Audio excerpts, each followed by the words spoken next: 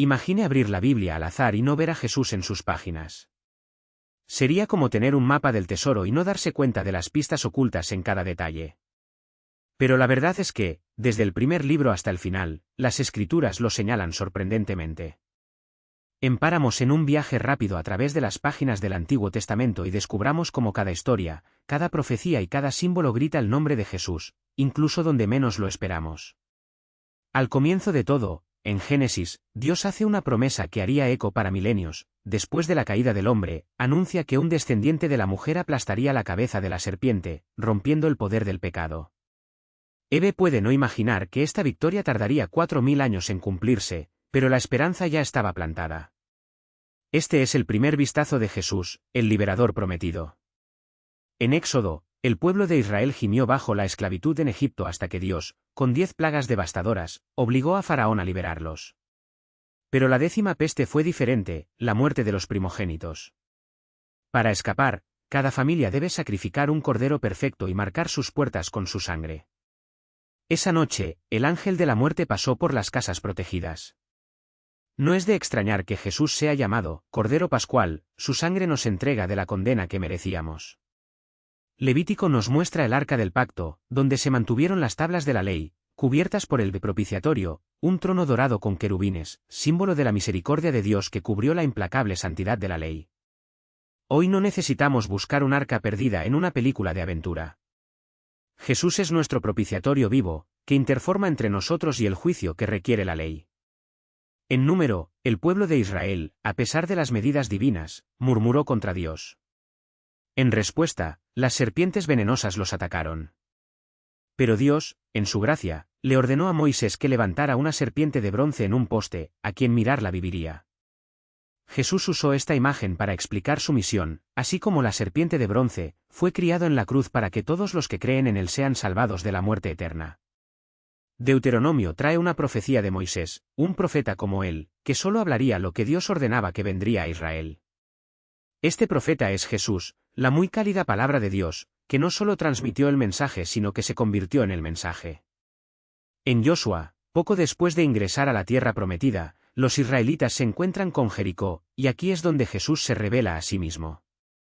Un hombre con una espada atascada aparece a Josué y se identifica como príncipe del ejército del Señor. Josué se postra, y ese ser no solo acepta su adoración sino que declara, el lugar donde estás es santo. Una aparición de Cristo incluso antes de Belén. Los jueces cuentan la historia de un ángel que anuncia a Manoa el nacimiento de Sansón, un liberador de Israel. Cuando Manoa pregunta el nombre de ese mensajero, la respuesta es enigmática: ¿por qué preguntas por mi nombre? Es maravilloso. Después de un sacrificio, el ángel se eleva con las llamas al cielo y manifiesta exclamas: «¡Hemos visto a Dios!». Una vez más, es Jesús revelarse antes de su nacimiento en forma humana. Ruth es la historia de un pobre moabita que encuentra refugio en los campos de Boaz, un hombre rico que la protege, redime y desesperado. Esta narración de amor y redención refleja lo que Jesús hace por nosotros, nos rescata de la pobreza espiritual, nos adopta como su novia, la Iglesia, y algún día nos buscará llevarnos al hogar eterno. En los libros de Samuel, conocimos a David, el pastor que se convirtió en rey. Dios le promete que uno de sus descendientes reinaría para siempre. Este rey eterno es Jesús, el Mesías, cuyo trono nunca será sacudido. En Kings, Ilaiche y Eliseo realizan milagros que prefieren la obra de Cristo. Ambos resucitan a los hijos de las viudas, que se extienden en cuerpos sin vida, un poderoso retrato de cómo Dios le extendió la humanidad muerta en los pecados, devolviéndonos a la vida a través de Jesús. Crónicas nos recuerda que, a pesar de la sucesión de reyes corruptos en Israel, Dios prometió un rey perfecto. Estos gobernantes defectuosos solo refuerzan nuestra necesidad de Jesús, el único rey justo que una vez reinará sobre toda la tierra. Ese habla de la reconstrucción del templo destruido. Pero Jesús se comparó con un templo aún mayor, su cuerpo, que sería destruido y resucitado en 3 días, demostrando su poder sobre la muerte. Nehemías lidera la reconstrucción de las paredes de Jerusalén, lo que permite a la gente regresar a casa. Jesús hace lo mismo con nosotros, pero a escala eterna. Prepara un lugar, Nueva Jerusalén, donde viviremos de manera segura a su lado. Esther muestra cómo Dios usa a un joven judío, fuera de lugar en el palacio persa para salvar a su pueblo. Del mismo modo, Jesús, nacido con humildad y criado en una familia simple, vino a frustrar los planes del enemigo y rescatar a la humanidad de la destrucción. El trabajo, después de perder todo, exige el sufrimiento, sé que vive mi Redentor. Y profecías que incluso después de la muerte verás a Dios cara a cara. Esta es la esperanza que tenemos en Jesús, nuestro Redentor resucitado, que algún día nos permitirá verlo y estar con él para siempre.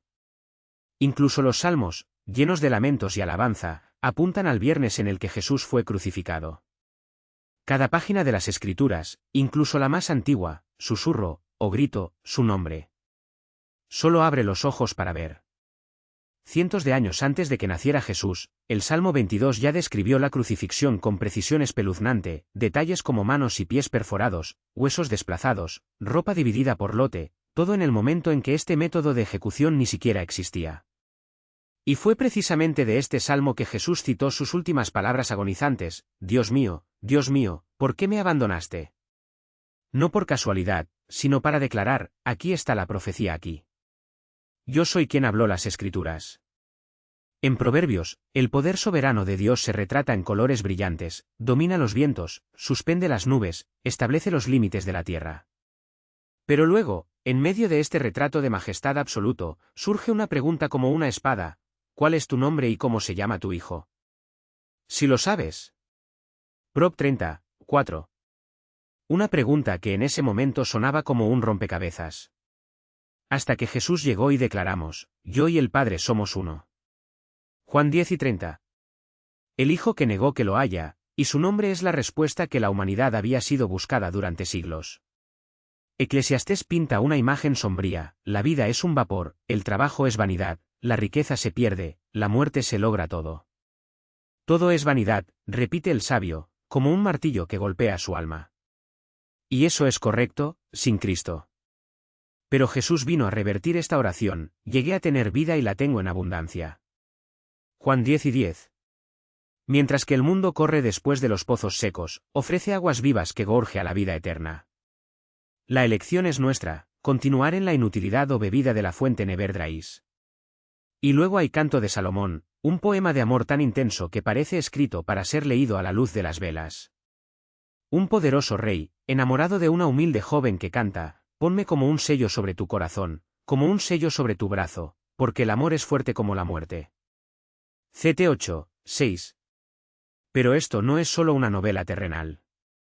Es la sombra del mayor amor jamás mostrado: Cristo, el Rey de los Reyes, que se rindió a su novia, la Iglesia, incluso cuando éramos inmundos, pobres y distantes.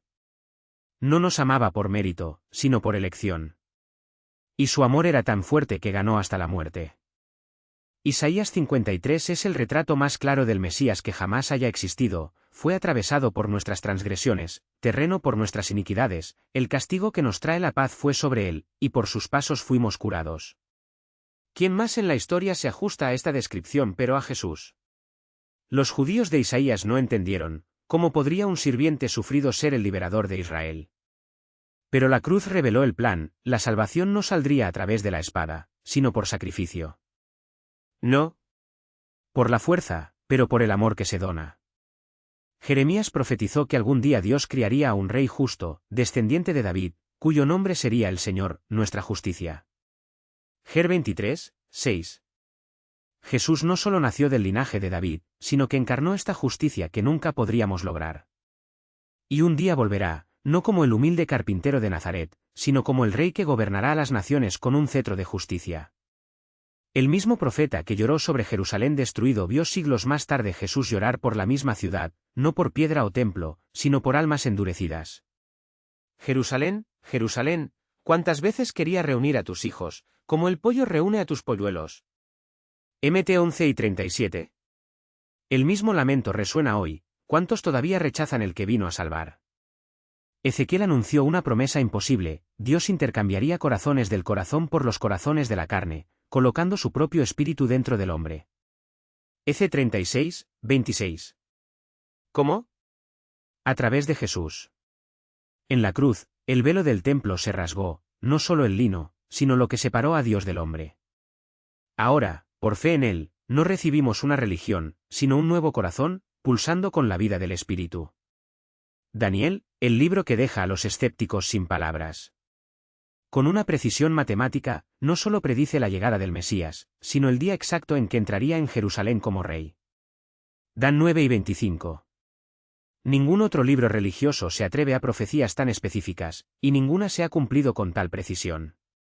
La historia confirma, Jesús cumplió cada detalle, como un reloj divino que marca el momento adecuado. Oseas vivió un amor que dolió, casado con Gomer, una prostituta que lo traicionó una y otra vez, pero rescató del mercado de esclavos.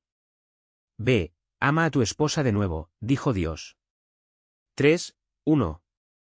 ¿Qué imagen más poderosa que esta? Nosotros, como Gomer, vendimos al pecado, y a Cristo, como Oseas, pagando el precio para traernos de vuelta.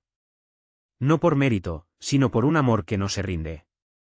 Joel anunció que Dios derramará su espíritu sobre toda la carne, jóvenes, viejos, siervos, gratis.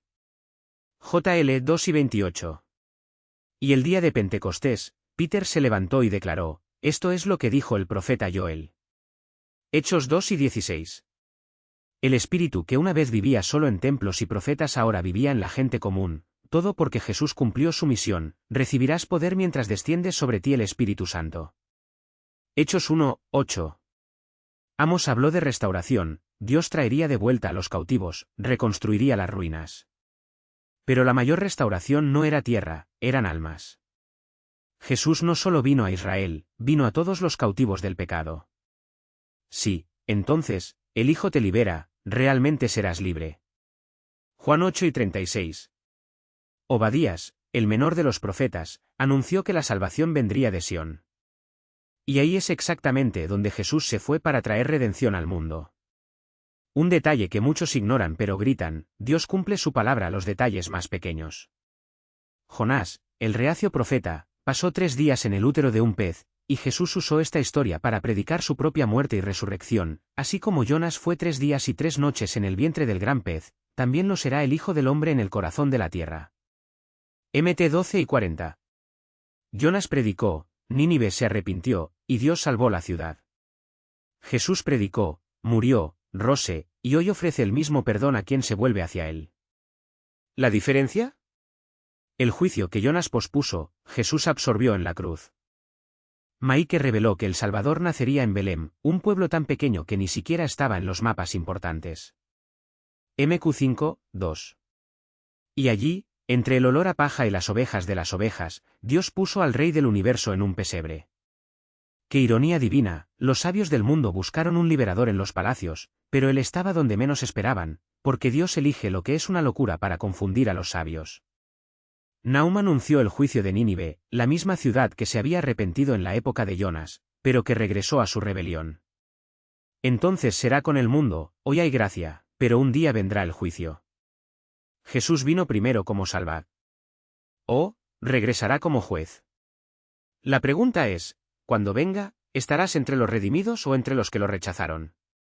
Habacuc gritó, ¿cuánto tiempo, Señor, en medio de la injusticia? Y Dios respondió, los justos vivirán por fe. HC 2, 4. Pablo y Martín Luther entendieron, no es para obras, no es por esfuerzo, es por fe en Cristo. La misma fe que salvó a Abraham, quien sostuvo a David, quien convirtió a Saúl en Paul. La misma fe que hoy todavía salva, cree que Jesús pagó lo que no podíamos pagar. Las estudiantes de segundo año pintaban un día en que Dios juzgará a las naciones, pero también un día en que el Señor está en medio de ti, poderoso para salvar. SF 3 y 17. Este día llegó a Jesús, Dios con nosotros, no solo en la profecía, sino en carne y hueso. Y cuando regrese, no habrá guerra, dolor, ni muerte, porque el príncipe de la paz reinará para siempre. Ageo habló de una época en la que Dios sacudía los cielos y la tierra, y el deseado de todas las naciones vendría. AG 2, 7. Jesús es el deseado, el que buscan todas las religiones, todas las almas anhelan, todos los corazones fueron hechos para adorar. Y un día, cada rodilla se doblará ante él. Pil 2 y 10. Zacarías profetizó a un rey que vendría montado en un burro, no en un corcel de guerra, sino en un animal humilde. ZEC 9, 9. Y entonces Jesús entró en Jerusalén, aclamado como Mesías, días antes de ser crucificado. El mismo profeta habló de un día en que mirarán a quien atravesó, Zech 12 y 10, y en la cruz, el centurión romano vio, creía y declaró, verdaderamente, este era el Hijo de Dios. Malachi termina el Antiguo Testamento con una promesa, un mensajero prepararía el camino del Señor. ML3, 1. 400 años de silencio siguieron, hasta que Juan el Bautista apareció en el desierto, vistiendo pieles y comiendo saltamontes, gritando, prepare el camino del Señor. MT3, 3. Y luego llegó, no como general, no como político, sino como el Cordero que le quita el pecado del mundo. Y todo esto, cada profecía, cada sombra, cada promesa, señala una verdad que no puede ser ignorada: Jesús no es una adición a la historia, Él es su centro. Desde Génesis hasta Malachi, desde la caída del hombre hasta la restauración final, todo converge en ella. La pregunta que queda es, ¿y tú? ¿Dónde está Jesús en tu historia? En las páginas de la Biblia, es imposible ignorar. ¿Y en tu vida? Él no quiere ser solo un personaje que leas, quiere ser el Redentor que conoces. La elección es tuya. Pero sepa esto, un día cada rodilla se doblará y cada idioma confesará que Jesucristo es el Señor. Pil 2 y 11. La pregunta no es si lo reconoce, sino cuándo, y si será demasiado tarde.